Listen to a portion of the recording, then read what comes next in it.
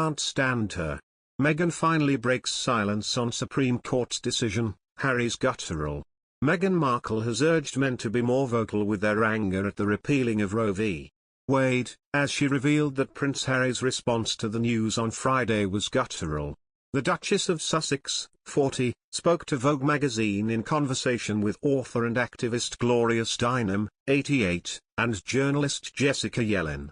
Steinem declared the day after Friday's ruling that she would welcome women traveling to New York for an abortion into her own Manhattan home. She said that her husband was a feminist, and he reacted with anger to the Supreme Court's decision.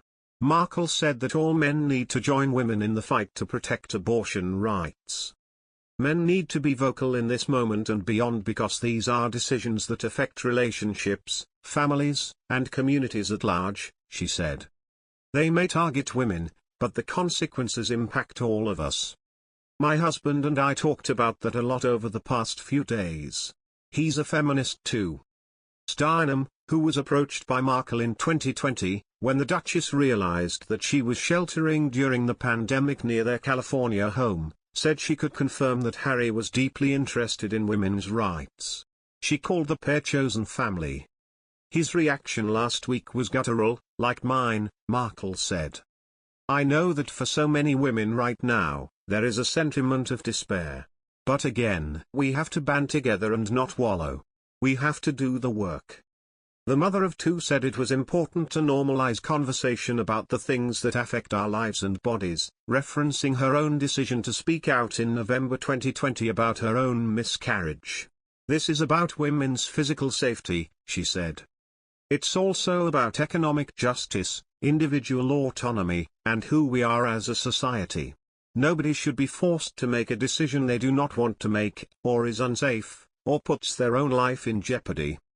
Steinem told the story of her own abortion, performed in London, which she said allowed her to live the life she chose. Here you're talking to two women, one who chose to give birth happily, and one who chose not to give birth happily, Markle said. And we're both prospering because we were able to make our own choices. Steinem, born in Ohio, moved to New York in 1960, and in 1971 famously launched Ms. Magazine, the first publication to be owned and operated by women. She has been at the forefront of women's rights for over 50 years, and, asked what she would do to help, told the New York Post on Saturday, everything from the small effort to say, I have a guest room if you need to come to New York State, you can stay here. Which of course is limited since it's only one room. But at least it's something that I can offer. Steinem told Vogue that Meghan and Harry speaking out about the issue was vital. It's very, very, very important, she said. Because what they both have is trust. We trust them and nothing but nothing replaces trust. It is the most important quality or attribute. We can see things on television and not believe them or not trust them.